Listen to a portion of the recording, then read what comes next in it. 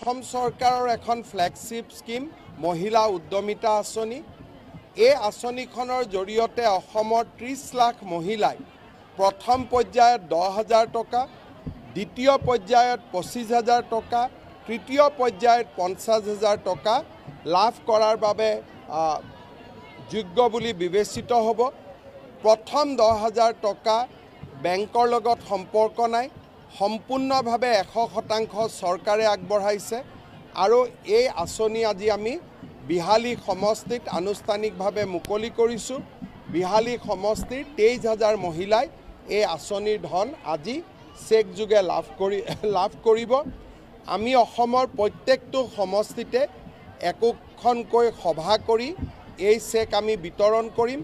বিধায়কসকলে নিজৰ সমষ্টিত কোনদিনাখন মিটিং পাতিব নিৰ্ধাৰণ কৰিব আৰু নিৰ্ধাৰিত দিনত মই বা অসম চৰকাৰৰ কোনোবা এজন মন্ত্ৰীয়ে গৈ এই ধন বিতৰণ কৰিব।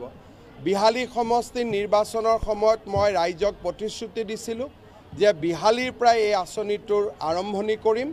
আজি যি ধৰণে কথা দিছিলোঁ সেই ধৰণে নিজৰ সংকল্প সিদ্ধিলৈ ৰূপান্তৰ কৰিবলৈ পাই সঁচাকৈ আনন্দিত হৈছোঁ। আৰু ভিডিঅ' ভাইৰেল কৰা লোকসকলৰ মানসিকতা, যোৱাকালি অসমীয়া ভাষাক আমি চৰকাৰৰ পৰা এটা অভূতপূৰ্ব স্বীকৃতি দিয়া হৈছে যে আজিৰ পৰা ট্ৰেন্সফাৰ অৰ্ডাৰ, নটিফিকেশ্যন, এই গোটেইবিলাক ক'ত ওলাব?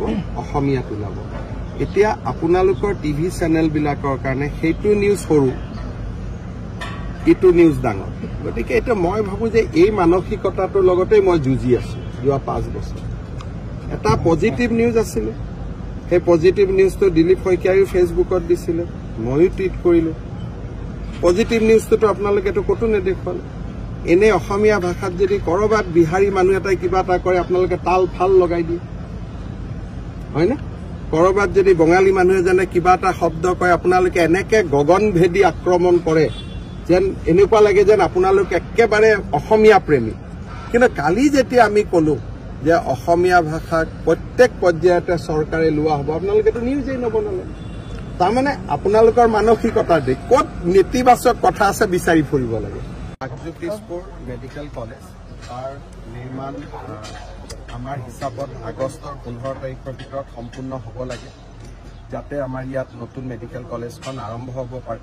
OPD চলি আছে, কিন্তু সম্পূৰ্ণভাৱে যাতে ষ্টুডেণ্ট আমি এডমিশ্যন দিব পাৰোঁ সেইধৰণে ইয়াক আমি প্ৰস্তুত কৰি উলিয়াব লাগিব। সেইকাৰণে মই আজি অলপ চালোঁ, যি কাম কৰিবলগীয়া আছে বা নতুন চিন্তা আছে গোটেইখিনি বুজালোঁ। প্ৰায় 600 পেচেণ্ট ইয়াত ট্ৰিটমেণ্ট ল'ব পাৰিব, 100 পেইং কেবিন হ'ব, প্ৰায় 6-7টা অপাৰেশ্যন থিয়েটাৰ থাকিব। খুব ভাল মেডিকেল কলেজ এখন ইয়াত হৈ উঠিব। অহাবাৰ এই যে এতিয়া নিটৰ এক্সাম হ'ব, ইয়াৰে 100গৰাকী ষ্টুডেণ্টক আমি এডমিশ্যন দিব লাগিব। আপোনালোকে পিছফালে গ'লে দেখা পাব, কলেজ অলৰেডি কমপ্লিট হৈ গ'ল। আপোনালোক এইখিনিতে আছে কাৰণে অলপ আধা লাগি আছে। পিছফালে গ'লে দেখিব সম্পূৰ্ণ প্ৰায় মানে কি আৰু 80% কমপ্লিট হৈ গৈছে। মই কিছুৱে হওক অসমৰ যিসকলে ৱাকফ আইনখনক বিৰোধিতা কৰিব বিচাৰে, মই এটা কথাই ক'ম যে উচ্চতম ন্যায়ালয়ত ইয়াৰ গোচৰ চলিছে। কাৰোবাৰ কিবা পক্ষ ৰাখিব আছে উচ্চতম ন্যায়ালয়ত ৰাখক, কথাটো তাতে ভালকৈ আলোচনা হ'ব।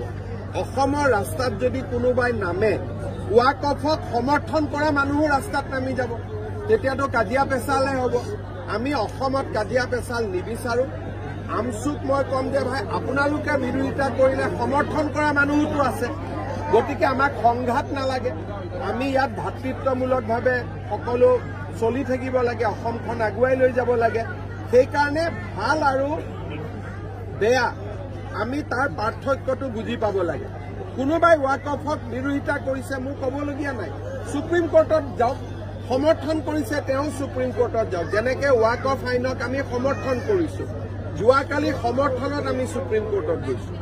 আমচুৱে বিৰোধিতা কৰি সমৰ্থন যাওক, কিন্তু ৰাস্তাত একো কৰিব দিয়া নহ'ব। আমচুক আলোচনাৰ মজিয়ালৈকে মাতি সুপ্ৰিম কোৰ্টত আলোচনা জাজে কৰিব, আমি ক'ত আলোচনা কৰিম? আমাৰতো কামটো হৈয়ে গ'ল সংসদত। গতিকে এতিয়া কোৰ্টৰ মজিয়াত জাজে আলোচনা কৰিব, জাজে বিচাৰ দিব, কিন্তু ইয়াত ৰাস্তাত লটং পটং নহ'ব।